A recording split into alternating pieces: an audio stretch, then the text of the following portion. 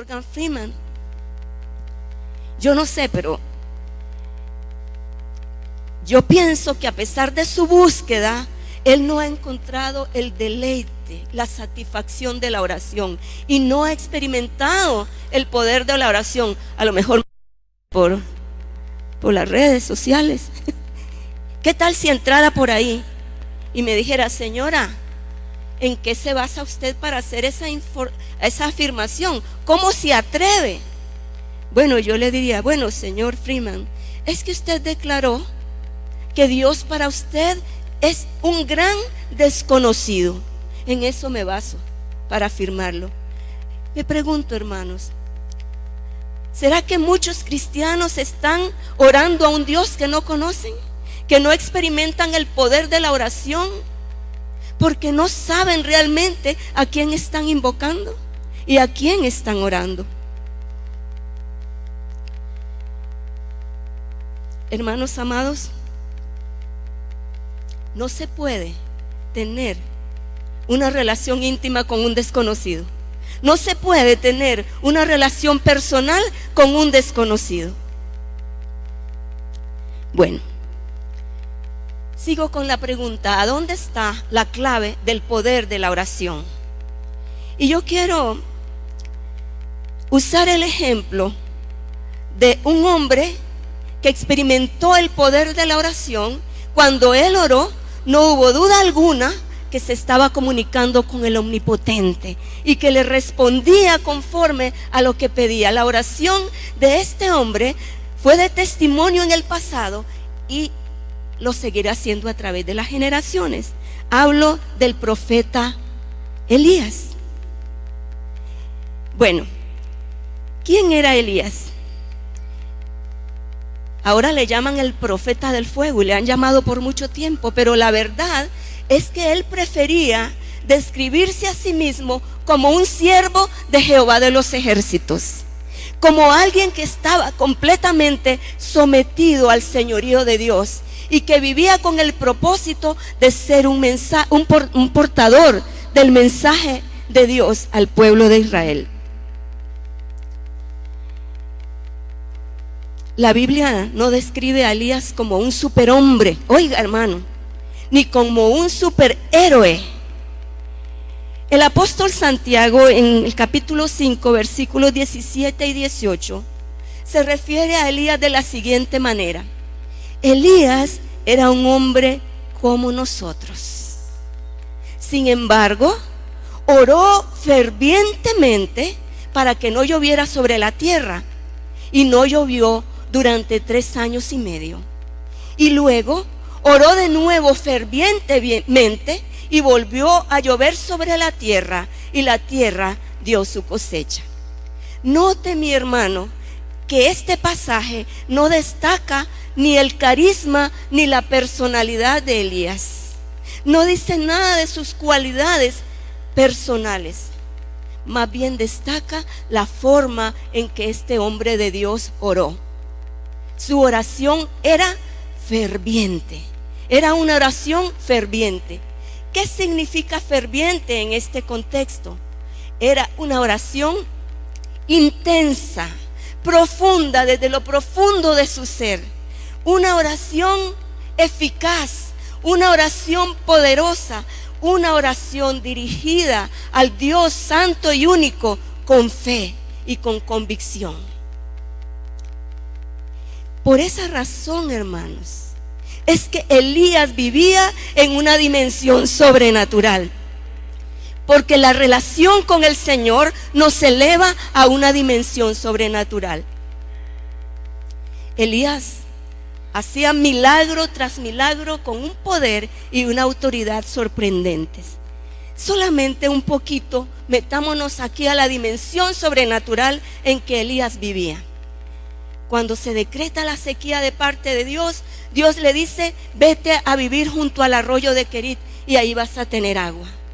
Y le ordena un servicio exprés de alimentación. Oiga qué lujo. Y aéreo, no era ni siquiera en motocicleta. Él envía a los cuervos. Señor Todopoderoso, el Señor envía a los cuervos a llevarle pan y carne por la mañana y por la tarde. Cuando el arroyo se seca, ya Dios había preparado a una viuda en la ciudad de Sarepta para que lo alimentara. Y en la casa de esa viuda, Él obró el milagro de la multiplicación de aquel puñado de harina y de aquella vasija de aceite que duraron 3 años y medio. Y sustentaron al profeta, a la viuda y a su hijo. No murieron cuando miles de personas murieron de hambre por causa de la sequía. Otro gran milagro es que el hijo de esta viuda murió. Y eso le causó mucha tristeza al profeta.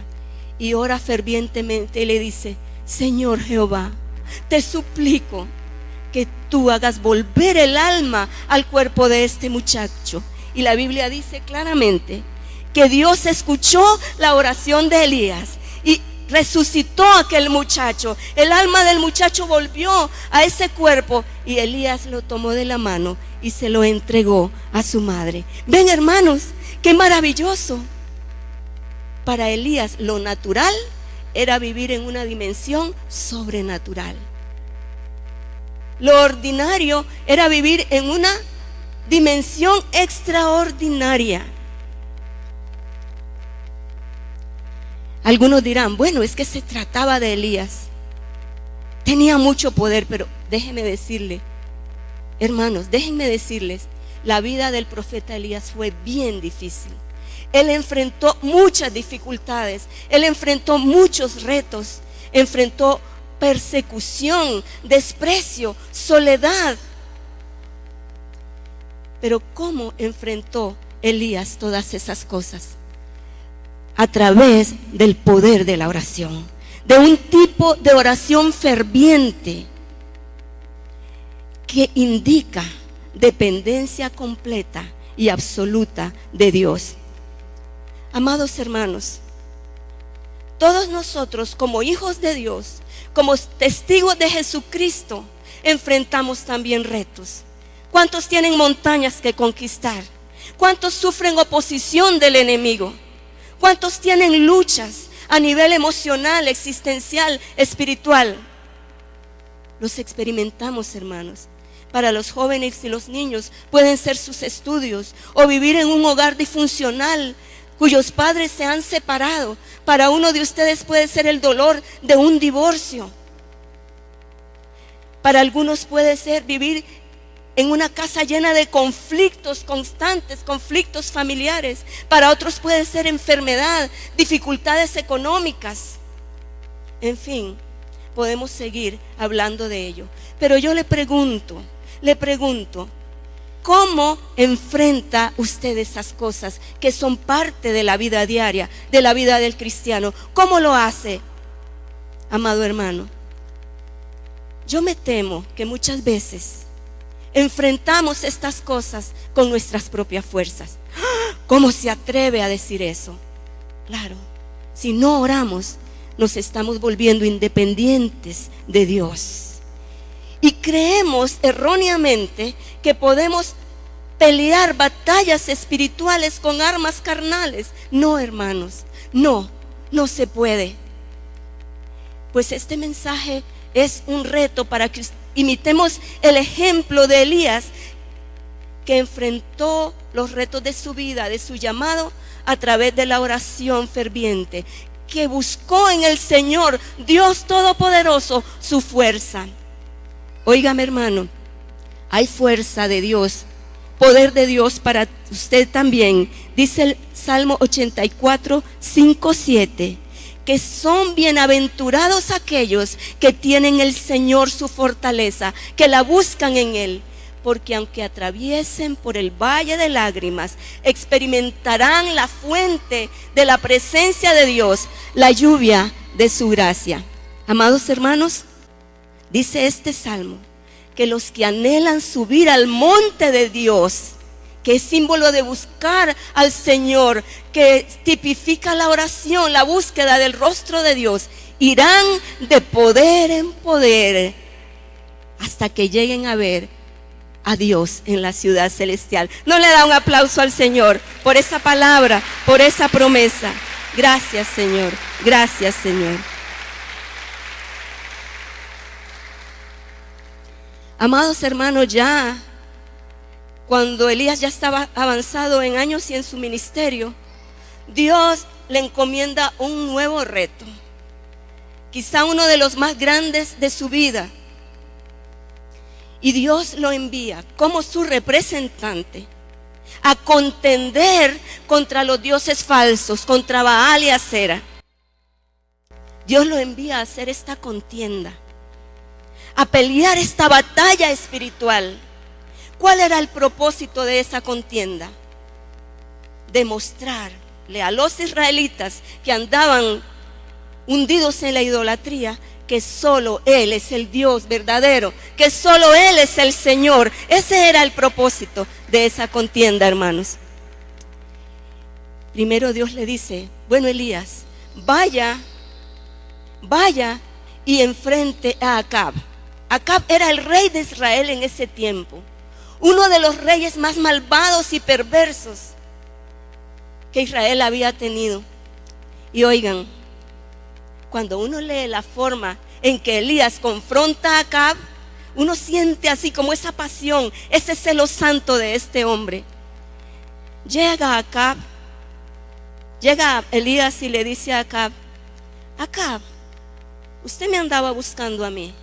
Sí, Elías, yo te andaba buscando porque has traído desgracia a esta nación. ¿Ah, sí? Sí, me dijeron que usted me ha buscado por todos los reinos vecinos para matarme. Bueno, aquí estoy. ¿Cuál es el problema? ¿Cuál es el problema? Por eso dice Santiago que era humano, muy humano. ¿Cuál es el problema, Acab? Y sigue adelante. ¿Sabe una cosa?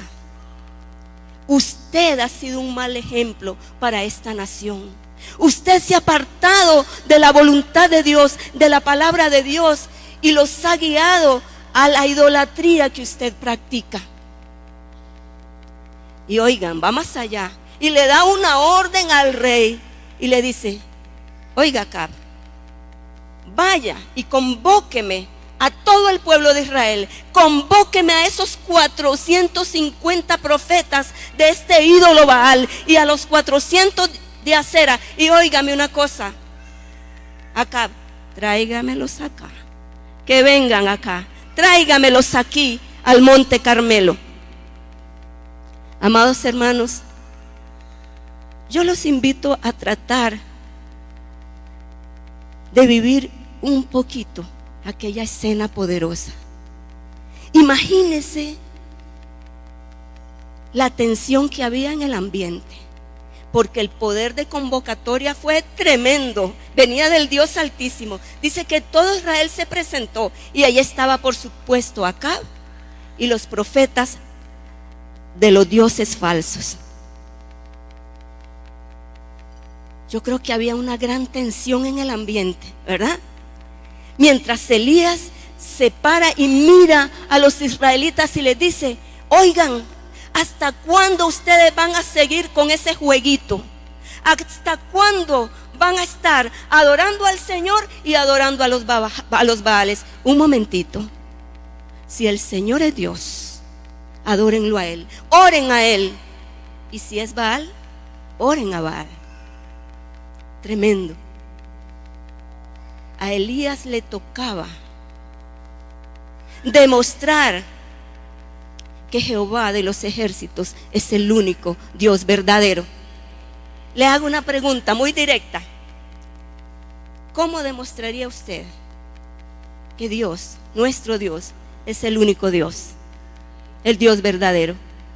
Aún una pregunta más personal: ¿cómo demuestra usted, donde quiera que está y donde quiera que va, que Jesucristo es el Señor y el único Salvador? Amados hermanos, luego de hablarle a Israel, Elías se dirige a los profetas de Baal y le dice: bueno, preparen ustedes un sacrificio, un becerro, y oren a su Dios, hagan todos los ritos que quieran. Yo también voy a preparar un becerro en holocausto y oraré al Señor, a Jehová de los ejércitos. Ninguno de nosotros va a poner fuego en la leña para que se queme el holocausto. Y oigan todos, para que no quede ni una duda, ni la más mínima duda. Oigan, el Dios que responda por medio de fuego, ese es Dios. El Dios que responda por medio de fuego, ese es Dios. Imagínense cómo estaba toda la gente de expectante, aquellos infieles israelitas y los profetas y el mismo Acab, mientras miraban a los profetas de Baal preparar su altar y empezar a orar a su Dios, a brincar, a dañarse el cuerpo, herírselo con lanzas, hasta que quedaban empapados de sangre, diciéndole: Baal, respóndenos, haz descender fuego, Baal, demuestra que tú eres Dios, Baal. Y allá estuvieron por horas. Y saben, un detalle interesante, otra parte de la humanidad de Elías se muestra ahí. Él tenía un sentido del humor irónico. Y dice: sí, continúen orando, que quizás es Dios, pero está ocupado, anda haciendo sus necesidades, o está durmiendo, o anda de viaje, y por eso no les responde. Pero en un momento dado, él dijo: ya basta, muchachos, ya basta. Ahora me toca a mí el turno, o nos toca a nosotros el turno, mi Dios y yo. Yo creo que la gente suspendió la respiración por unos instantes cuando Elías reparó el altar de Dios que estaba destruido. Así de descuidada estaba la oración. Puso el holocausto. Para sorpresa de toda la gente, mandó hacer una zanja alrededor del altar y mandó que derramaran 12 cántaros de agua sobre el holocausto, de tal manera que todo quedó empapado y la zanja quedó llena de agua. Hermanos amados, en Segunda de Reyes 36 al 39 se nos describe la oración del profeta Elías. Oigan, no hizo alboroto, no fue una oración con palabras de domingo. Amados hermanos, hizo una oración sencilla pero ferviente. Él dijo: Jehová, Dios de Abraham, Dios de Israel, Dios de Jacob. Que sepa esta gente hoy que solo tú eres Dios. Que sepan ellos que solo tú eres Dios. Respóndeme, Señor, respóndame, para que el corazón de ellos se vuelva a ti de nuevo. Imagínense el poder que había en ese lugar cuando descendió sin tardanza el fuego del Señor, y dice que quemó el holocausto, la leña, las piedras, el polvo, y aún lamió el agua que estaba en la zanja. Gloria al Señor, gloria al Señor. Él es maravilloso. Amén, amén, amén. Hermanos, hermanos, Israel todo se inclinaron en tierra con su frente sobre el suelo, convictos por el poder del Espíritu Santo, por el poder de Dios, y a una voz dijeron: el Señor es Dios, el Señor es Dios. Y empezaron a proclamar: el Señor es Dios, el Señor es Dios. Digámoslo juntos: el Señor es Dios, el Señor es Dios, el Señor es Dios. Ese episodio termina, bueno, con viendo a Elías como profeta de Dios. Dice: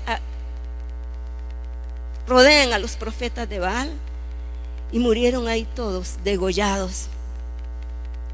Yo quiero que usted apunte, si tiene el hábito de apuntar, guarde en su corazón 3 principios de esta oración de poder, extraídos de esta experiencia, de esta oración ferviente de Elías. En primer lugar, Elías oró sabiendo quién era Dios. Primer principio: Dios quiere que usted sepa a quién ora. Debemos saber a quién oramos. Elías sabía quién era Dios, lo conocía, y eso le permitía orar con confianza, con convicción de que Dios le iba a contestar. El Señor Jesús dijo que oremos: Padre nuestro que estás en el cielo, santificado sea tu nombre. Sabemos a quién oramos. Ese Dios que es poderoso, glorioso, maravilloso, omnipotente, pero también tierno, que nos invita a venir a su presencia. Y en Hebreos 10:22 dice, oiga, ¿a quién nos acercamos nosotros? Dice que nosotros nos acercamos a la ciudad celestial, a la multitud de millares de ángeles, pero eso no es lo más importante. Nos acercamos a Dios, el juez de todos, y a Jesucristo, el mediador del nuevo pacto, y a su sangre que nos ha redimido. Ore sabiendo a quién usted se acerca, y acérquese confiadamente, como dice también Hebreos. Acérquense entonces confiadamente al trono de la gracia y encuentren el socorro que ustedes necesitan en el día que lo necesitan. Consultorio abierto 24/7 y sin restricciones. Primer principio: sabemos a quién oramos. Una de las cosas que he aprendido de mi esposo es que para evitar todo esto de la burocracia, ¿verdad?, que llega usted a un lugar y le dicen que vaya a un lado y lo mandan para otro y lo mandan para otro y nadie le da una respuesta. Y yo aprendí que él llama y le dice a la persona: por favor, llámeme a su jefe. Ah, que no está mi jefe, llámeme al supervisor, al jefe del departamento, de la institución. ¿Por qué? Hay que hablar con la persona que puede resolver, que puede tomar decisiones. Querido hermano, vaya directamente al jefe. Vaya al jefe, al Señor de señores, al Rey de reyes, porque ante Él toda autoridad está doblegada, hermanos. Vean que en el caso de Elías es una nota importante. Los ídolos no podían hacer nada, no podían responder, pero los poderes diabólicos que había detrás de esos ídolos, sí, hacían manifestaciones sobrenaturales en los cultos a Baal, pero terribles. Pero Elías sabía que su Dios iba a sujetar toda fuerza de Satanás, aleluya, y se iba a manifestar como Él se lo había pedido. Segundo principio: ore con la motivación correcta. Principio de la oración de poder. Ore con la motivación correcta. Elías oró diciendo: que todos ellos sepan que yo estoy haciendo esto porque tú me lo has mandado. No por hacer un show, ni para traer reconocimiento, sino porque tú me lo has mandado. Jesús dijo que oremos diciendo: hágase, Señor, tu voluntad, como en el cielo, así también en la tierra. Y me preguntaría usted: ¿quiere decir que no debo de orar por mis necesidades? Claro que sí, hermano. Ore por sus necesidades de salud, de profesionales, pero tiene que ser con los deseos correctos. Santiago dice: ustedes quieren muchas cosas, pero no las reciben porque no se las piden a Dios. Y si se las piden mal, para gastarlas en sus deleites. Lo que está diciendo es que piden con motivaciones egoístas. Cuando pidamos, sometamos nuestros deseos al Señor, hermanos. Sometamos nuestros deseos al Señor y Él nos va a responder. Tercer principio: la oración de poder se levanta a Dios para que Él sea glorificado. Para que Dios sea glorificado.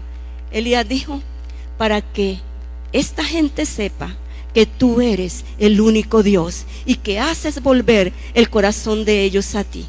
Hermanos, qué tremendo, qué tremendo. La motivación correcta para que Dios sea glorificado. ¿Cuántas veces Dios ha hecho milagros en su vida, maravillas en su vida, y usted no ha ido a testificar? Amados hermanos, el poder de la oración puede ser un poderoso medio de testificarle a los inconversos, decirle las maravillas que Él ha hecho con nosotros y que Él hace con nosotros, para que Dios sea glorificado. He oído muchos testimonios de personas que han ido con enfermedades terminales, comprobadas por exámenes calificados, y oran por ellas y Dios las sana. Y cuando regresan a los médicos, ellos dicen: no entiendo lo que pasó, no sabemos. Esto es un milagro, para que Dios sea glorificado. Amados hermanos, mientras los hermanos de la música pasan, yo quiero hacerles a ustedes un llamamiento. Por favor, no se distraiga para nada. Esta es la palabra de Dios. Este es un mensaje de Dios para nosotros. Cuando uno pasa del capítulo 18, desde el 17 hasta el 18 al 19,